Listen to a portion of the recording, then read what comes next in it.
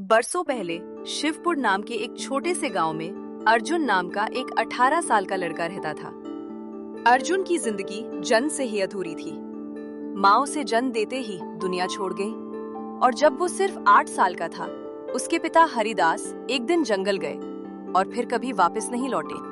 गांव वालों ने मान लिया कि वो मर चुके हैं, लेकिन अर्जुन ने कभी ये बात दिल से नहीं मानी। गांव के सरपंच देवीलाल और उनकी पत्नी कमला की कोई संतान नहीं थी। उन्होंने अर्जुन को अपने बेटे की तरह पाला। एक शाम कमला खाना देते हुए बोली, लो बेटा, गरम गरम रोटी खा लो। अर्जुन धीमे स्वर में बोला, मौसी, मैं कब तक आप लोगों पर बोझ बना रहूंगा? कमला की आंखें भर आईं। बोझ? बेटा, तुम हमारे लिए भगवान का दिया सहारा हो। लेकिन अर्जुन के मन में आत्मसम्मान जाग चुका था। अगली सुबह उसने कुल्हाड़ी उठाई और जंगल की ओर चल पड़ा। उसने ठान लिया, अब वो कमाकर दिखाएगा। जंगल में कदम रखते ही उसे अजीब सन्नाटा महसूस हुआ। तभी एक काली बड़ी सी कोयल उसे घूरती हुई दिखी। अर्जुन ने सोचा, ये मुझे ऐसे क्यों देख रही है? अचानक वो कोयल उड़कर उसके सामने आ बैठी और इंसानी आवाज में बोली, अर्जुन, मैं तुम्हें जानती हूँ, तुम हरिदास के बेटे हो। अर्जुन का खून जम गया।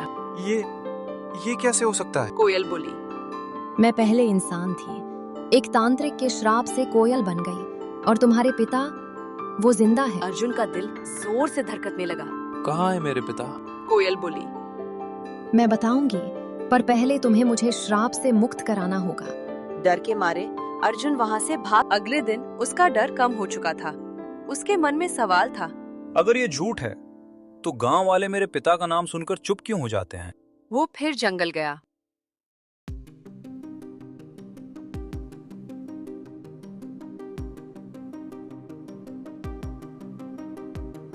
इस बार कोयल उसे एक गुफा में ले गई।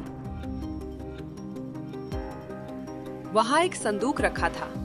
अंदर थे हीरे, मोती, सोना, बेहिसाब दौलत। कोयल बोली, ये सब तुम्हारा है, बस किसी को मेरे बारे में मत बताना। अर्जुन संदूक घर ले आया। सरपंच देवीलाल ने देखा तो घबरा गए। बेटा, ये राजा का खजाना हो सकता है, हमें लौटा देना चाहिए। राजा का नाम सुनते ही अर्जुन डर गया और वो संदूक लेकर दरबार पहुंच गया। राजा लालची था। वो समझ गया कि ये खजाना उसका नहीं, लेकिन उसने झूठ बोल दिया। हाँ, ये मेरा ही है, तुम ईमानदार हो, इनाम लो। अर्जुन चुप रहा। उसके लिए दौलत से ज्यादा जरूरी था अपने पिता। अगली रात एक साधु जंगल में मिला। साधु बोला, बेटा, वो कोयल कोई साधारण पक्षी नहीं, वो एक डायन है। झूठ! वो मुझे मेरे पिता से मिलवाएगी। साधु बोला, तुम्हारे पिता ने 10 साल पहले गांव को बचाने के लिए अपनी जान दी थी, उसी डायन को कैद करने के लिए। अर्जुन सन्न रह गया, पर उसका दिल मानने को तैयार नहीं था। पूर्णिमा की रात गुफा में एक शीशे की बोतल थी।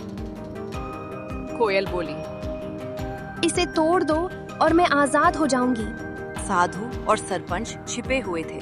जैसे ही अर्जुन बोतल तोड़ने लगा, साधु चिल्लाया, रुको, ये गांव की तबाही है।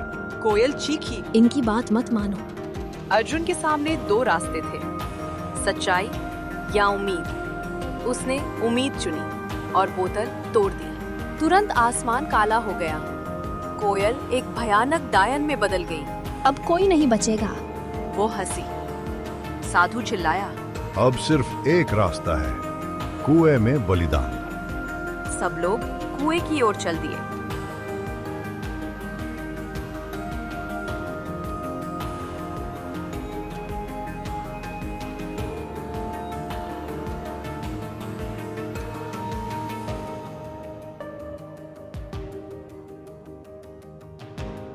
अर्जुन समझ चुका था।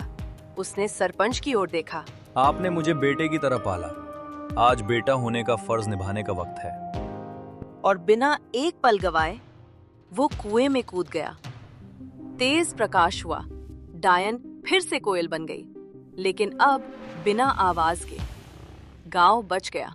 सरपंच देवीलाल रोते हुए बोले, हमने बेटे को खो दिया। लेकिन गांव वाले पहली बार समझ पाए, अर्जुन गरीब नहीं था, वो दिल से अमीर था।